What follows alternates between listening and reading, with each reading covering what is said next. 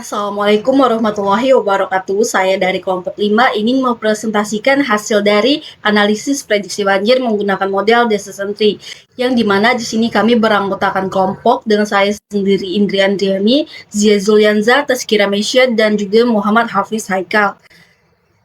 Latar belakang dari analisis ini dengan tema bencana adalah banjir merupakan salah satu bencana alam yang sering terjadi dan menyebabkan kerugian material maupun non-material. Diperlukan sistem prediksi yang dapat membantu memetakan potensi terjadinya banjir. Dataset yang digunakan adalah Flood Prediction Dataset. Dataset ini berisi fitur-fitur cuaca ataupun lingkungan seperti rainfall, humidity, temperature, pressure, dan lain-lain. Dataset ini digunakan untuk model klasifikasi yang dimana column occurred menjadi target atau label dengan nilai kategori. 0 sama dengan tidak terjadi banjir, 1 sama dengan terjadi banjir. Sehingga dataset ini termasuk dalam kategori supervised learning ataupun classification dataset. Selanjutnya ada rumusan masalah. Di dalam rumusan masalah ini pertanyaannya adalah, bisakah model klasifikasi memprediksi apakah banjir akan terjadi berdasarkan variabel cuaca? Dan yang kedua, model apa yang cocok digunakan untuk klasifikasi sederhana ini? Dan yang ketiga, seberapa baik performa model dalam memprediksi terjadinya banjir? Tujuan analisis adalah menganalisis dataset prediksi banjir, kemudian kami membangun model klasifikasi menggunakan decision tree. Dan yang ketiga adalah mengevaluasi performa model menggunakan metric classification. Dan yang ketiga adalah kemudian memberikan insight dan rekomendasi berdasarkan hasil analisis. Metode yang kami gunakan dalam proyek ini adalah pertama yaitu supervised learning ataupun untuk melakukan klasifikasi. Target bersifat kategorikal 0 atau 1. Dan kemudian kami menggunakan metodologi algoritma dengan model decision tree classifier. Dan yang ketiga, alur analisis.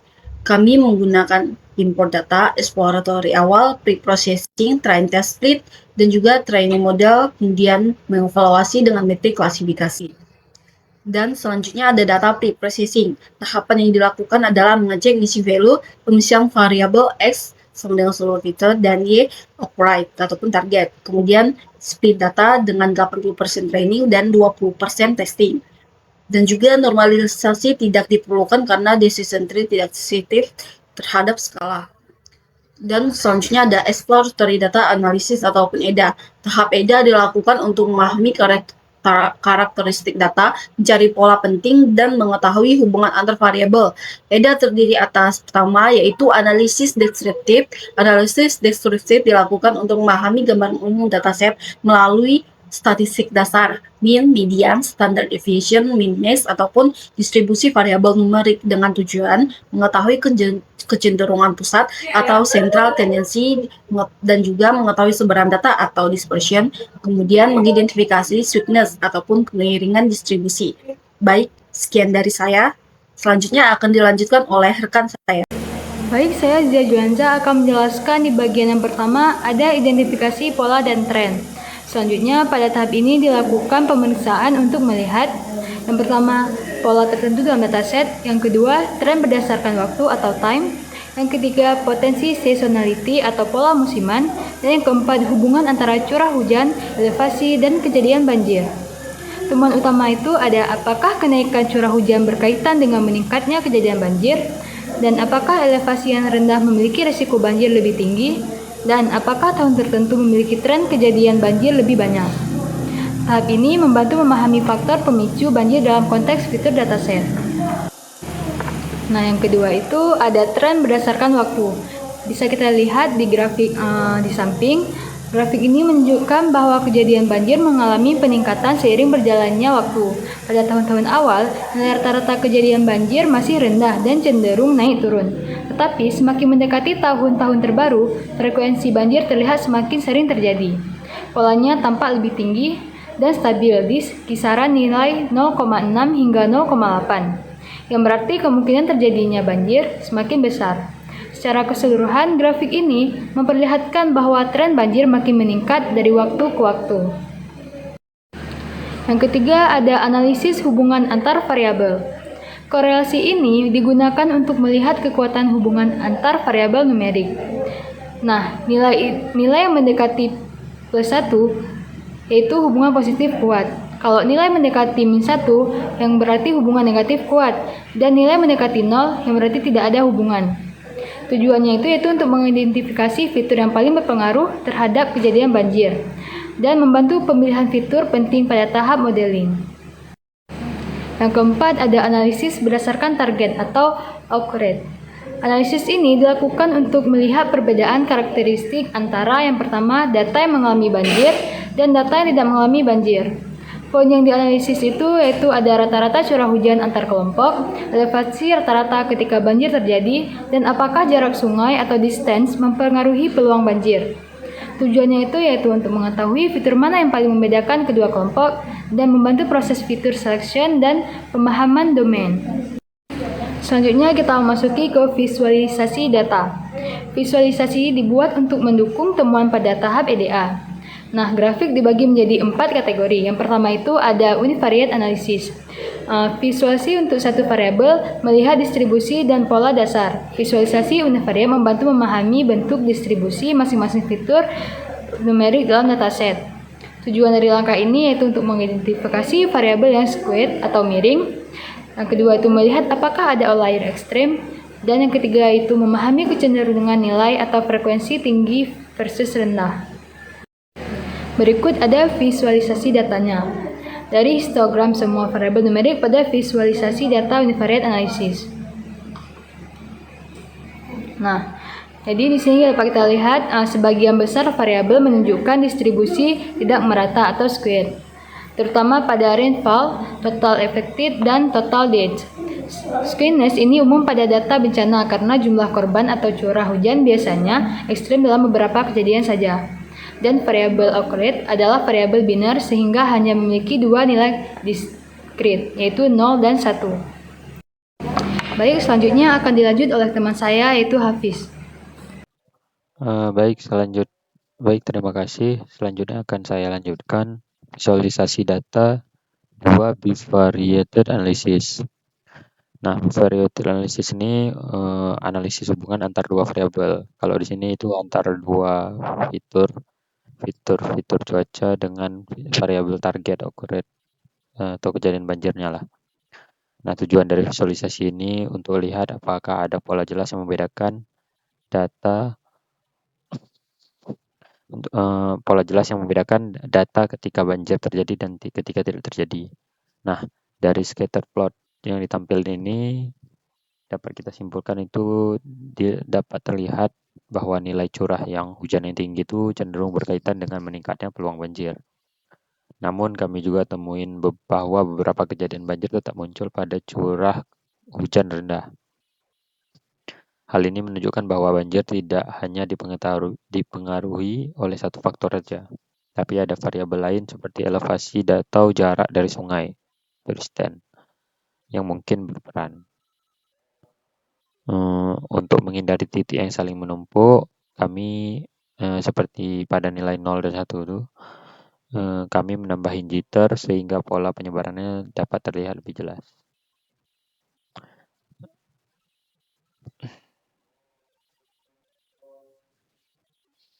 Selanjutnya, visualisasi data yang ketiga, multivariate analysis. Multivariate analysis ini kami pakai untuk menganalisis hubungan dari beberapa variabel secara bersamaan. Nah, visual yang kami gunain itu heat map korelasi. Yang di sini ini seperti di samping kanan nih, yang bakal membantu kita untuk melihat seberapa kuat hubungan antar fitur-fitur numerik dalam dataset. Nah, dari heat map tersebut dapat kita lihat rainfall memiliki korelasi positif paling kuat dengan kejadian banjir atau occurred. Artinya semakin tinggi curah hujan, semakin besar juga potensi banjirnya.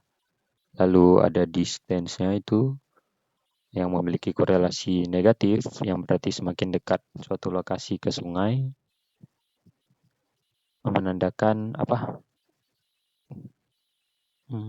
Yang berarti semakin dekat suatu lokasi ke sungai, risiko banjir akan semakin meningkat.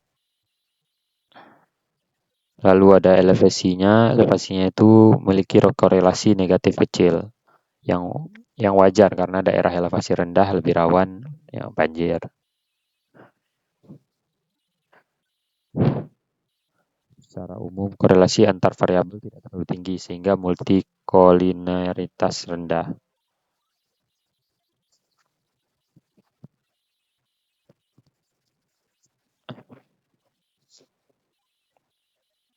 Nah, selanjutnya masih di multivariate analysis tadi, cuman ini beda visualnya. Visualnya kami pakai yang di sini dipakai pair plot manual supaya bantu kita melihat pola pemisahan kelompok antara data banjir dan tidak banjir. Nah, di sini walaupun variabel target bersifat kategorikal sehingga tidak mudah divisualisasikan secara penuh, namun dari penyebaran titik dapat dilihat kombinasi seperti rainfall dan elevation menunjukkan pola pemisahan sederhana yang berarti hal ini mengindikasikan bahwa fitur-fitur tersebut cukup informatif bagi model dalam membedakan kedua kelas. Pair plot ini juga membantu kita untuk mengidentifikasi variabel mana yang paling relevan sebelum masuk ke proses modeling nantinya.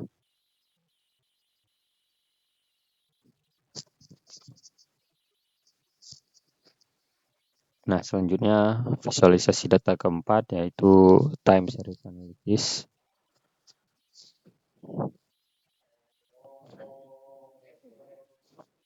Nah, di time series analysis ini kami pakai untuk melihat perubahan tren kejadian banjir dari waktu ke waktu. Kolom time digunakan sebagai indeks temporal. Nah, dari grafik di samping kita dapat lihat adanya fluktuasi dari tahun ke tahun pada kejadian banjir ini ya. Dan tahun tertentu juga frekuensi banjirnya juga meningkat. Lalu polanya ini bisa kita gambarkan adanya musim hujan ekstrem atau perubahan iklim yang menyebabkan kondisi cuaca yang menjadi tidak stabil. Nah, analisis berbasis waktu seperti ini penting karena dapat digunakan untuk penelitian lanjutan, seperti untuk model prediksi berbasis time series nantinya. Selanjutnya modeling atau decision tree lah. Nah, pada tahap ini kami lakukan pembangunan model machine learning untuk melakukan prediksi kejadian banjir atau occurred berdasarkan fitur-fitur yang tersedia. Berdasarkan karakteristik dataset dan tujuan klasifikasi, model yang dipilih adalah decision tree classifier. Nah, kenapa kami pilih decision tree classifier ini? Alasannya itu ada 5 di sini.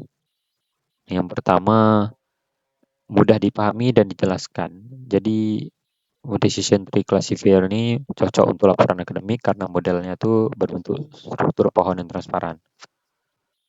Lalu, ia juga tidak perlu scaling, dapat bekerja langsung pada berbagai range data, dan menangani data non-linear juga, pohon keputusan yang sangat baik untuk pola data kompleks. Lalu, decision tree classifier ini cepat dilatih, efisien untuk dataset besar, dan terakhir memberikan fitur importance, dapat menunjukkan fitur apa yang paling berpengaruh dan yang paling berpengaruh untuk menyebabkan banjir. Selanjutnya tahapan modelingnya.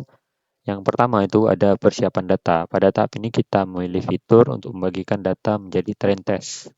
Nah, di sini di kode samping ini kolom occurred kami jadikan target Y, sementara kolom lainnya kami jadikan fitur atau Y atau X maksudnya.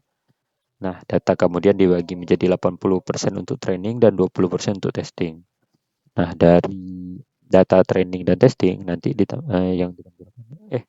data training dan testing ditampilkan yaitu ada 498,5,11 itu untuk train dan 1247,11 untuk test. Yang nunjukin jumlah baris dan jumlah fitur setelah pembagian data dilakukan nantinya. Baik, untuk selanjutnya akan disambung oleh teman saya. Saya Tazkira Maisha akan melanjutkan presentasi pada bagian evaluasi model.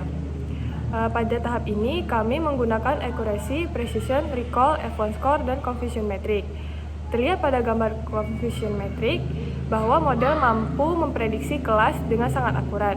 Dari total data uji terdapat 409 data kelas 0 yang semuanya diprediksi benar 0 dan 838 data kelas 1 yang semuanya juga diprediksi benar sebagai 1. Tidak ada kesalahan prediksi sama sekali karena nilai false positif dan false negatif sama-sama 0. Hasil ini didukung oleh metrik evaluasi seperti accuracy, precision, recall, dan F1 score yang semuanya berada pada nilai sempurna karena model berhasil memprediksi seluruh data tanpa error. Selanjutnya ada interpretasi hasil model. Yang pertama ada akurasi. Nilai akurasi menunjukkan seberapa banyak model membuat prediksi benar dari seluruh data tes. Semakin tinggi akurasi, semakin baik model dalam membedakan antara banjir dan tidak banjir. Yang kedua ada precision. Mengukur seberapa akurat prediksi kelas banjir. Precision tinggi berarti model jarang salah menandai kejadian sebagai banjir. Yang ketiga ada recall. Mengukur kemampuan model menemukan kejadian banjir yang sebenarnya. Recall tinggi berarti model tidak melewatkan kejadian banjir. Yang keempat ada F1 score. Yang F1 score ini merupakan harmonisasi antara precision dan recall. Digunakan saat dataset tidak seimbang. Berikutnya insight. Yang pertama, model mampu mengklasifikasikan data dengan sangat akurat. Terlihat dari confusion metric yang menunjukkan zero error, TP dan TN sempurna, dan FP dan FN itu 0. Ini berarti pola data sangat jelas dan mudah dipisahkan oleh decision tree. Yang kedua ada fitur-fitur cuaca memiliki pengaruh kuat terhadap kejadian banjir, sehingga data input sudah cukup informatif untuk memprediksi apakah banjir akan terjadi. Yang ketiga ada distribusi kelas tanpa simbang karena model tidak bias terhadap salah satu kelas. Terbukti kedua kelas diprediksi sempurna. Yang keempat yaitu pola tren dari grafik waktu menunjukkan peningkatan frekuensi banjir yang mengindikasikan bahwa faktor lingkungan dan cuaca semakin ekstrim seiring waktu. Yang kelima yaitu decision tree terlihat dapat mempelajari pola non-linear dengan baik, sehingga cocok digunakan untuk dataset yang memiliki variasi tinggi pada fitur-fitur cuaca. Selanjutnya yaitu rekomendasi. Yang pertama, menggunakan model pembanding seperti random forest atau XGBoost untuk memastikan apakah performa 100% ini realistis atau indikasi overfitting.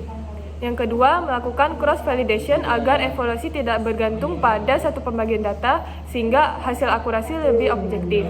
Yang ketiga, melakukan future importance analysis untuk mengetahui fitur apa yang paling berpengaruh terhadap prediksi banjir, misalnya tekanan udara, curah hujan, atau kelembapan.